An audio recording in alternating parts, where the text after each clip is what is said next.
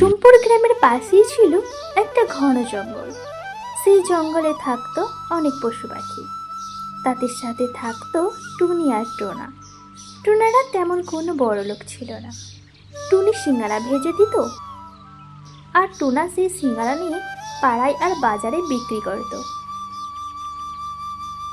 টুনি, ঈশ্বরের কৃপায় এখন আমাদের সিঙ্গারা ভালো বিক্রি হচ্ছে। আর এই দেখো, বেশ কিছু টাকা জমিয়েছি। কালকে আমরা একটা নতুন বাসায় যাব। এই বাসাটা তো অনেক পুরাতন হয়ে গেছে। হ্যাঁ টোনা, আমিও তাই ভাবছিলাম। কালু, দেখেছো? ওই টোনা আর টুনি সিঙ্গারা বিক্রি করে নতুন বাসা নিয়েছে। সেটাই তো দেখছি কাকলি। যাই হোক, আজ একবার মোড়ল মশাইয়ের কাছে যাব, যদি কিছু হাতে পাওয়া যায়। জানো না, আজ আমি একটা ডিম পেরেছি। সত্যি টনি, আমি ভীষণ খুশি হয়েছি। কদিনের মধ্যেই তাহলে আমি বাবা হব। মোড়ল মশাই, ও মোড়ল মশাই, বাড়িতে আছেন নাকি? আরে কালু যে, এসো এসো। বলি, অনেকদিন পরে এলে যে? আগে কদিন একটু অন্য কাজে ব্যস্ত ছিলাম, তা কিছু গল্প করতে এলাম আজ। বলছি কি, টোনা যে অনেক ধনী হয়ে গেল। সিঙ্গারা বিক্রি করে যে একটা নতুন বাসা নিয়েছে। কিভাবে চলতে থাকলে তো টোনা আপনার থেকেও বেশি বড় লোক হয়ে যাবে।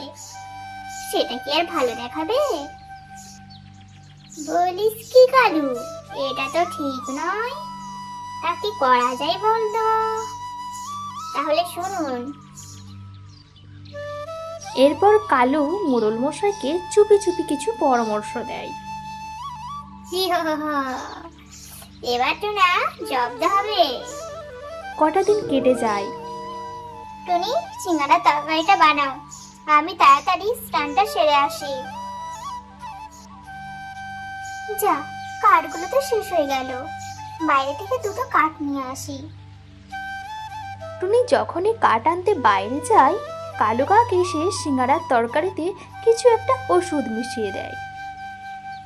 আর সেই সিঙ্গারা টুনা বিক্রি করতে চলে যায়।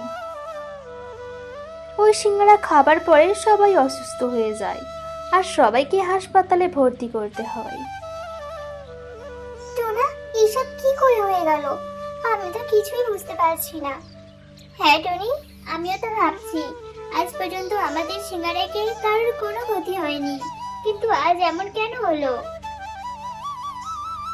কি যে মজা লাগছে কালু আজ এই টুনার জন্য। এবার দেখি আমার থেকে কে বেশি বড় লোক হয়। আন্টি মোড়ল মশাই, এবার আমার পারিশ্রমিকটা। এই নে তোর পারিশ্রমিক। টোনা, এবার আমাদের কি হবে? এখন আমাদের সংসারটা কি করে চলবে? আর আমাদের যে ছোট্ট একটা ছানা হয়েছে। তুমি চিন্তা করো না টনি, আমি কিছু একটা ব্যবস্থা করে নেব। এই বলে টুনা বেরিয়ে পড়ে আর জঙ্গলের মাঝে চলে যায়। কালু, বলছি কি আজ আমরা একটু নদীর ধারে যাই। আজ এই আনন্দের দিনে আমরা একটু ঘুরে আসি। এই বলে কালু আর কাকুলি নদীর ধারে গিয়ে একটা গাছের নিচে বসে গল্প করতে থাকে। টুনা জঙ্গলে ঘুরতে ঘুরতে খুব ক্লান্ত হয়ে যায়। না, ওই নদীর ধারে গিয়ে একটু জল খেয়ে আসি। এরপর কালুরা যে গাছের নিচে বসেছিল সেই গাছের ডালেই টোনা বসে। কালু, তুমি তো টোনার সিঙ্গারায় বেশি অনেক টাকা পেয়েছো মোড়ল মশাইয়ের থেকে। এবারে কিন্তু আমাকে একটা সোনার হার গিফট দিতে হবে। হ্যাঁ গো গিন্নি, দেবো দেবো। এমন করি তো মোড়ল মশাইয়ের থেকে সব টাকা আমি আমার পকেটে নেব। এইসব কথা টুনা শুনে ফেলে আর বাসায় গিয়ে টুনিকে বলে। ওই কালু আর মোড়ল মশাইকে তো পুলিশে দেওয়া উচিত। তুমি এখনই ফোন করো। এরপর পুলিশ আসে আর টোনা সব কথা পুলিশকে বলে। আর কালুর ঘর তল্লাশি করে সেই ওষুধের শিশি পেয়ে যায়। এরপর কালু সব সত্যি কথা পুলিশকে বলে দেয়। কালু আর মোড়ল মশাইয়ের জেল হয়। টুনা আবার নতুন করে সিঙ্গারা বিক্রি করতে থাকে।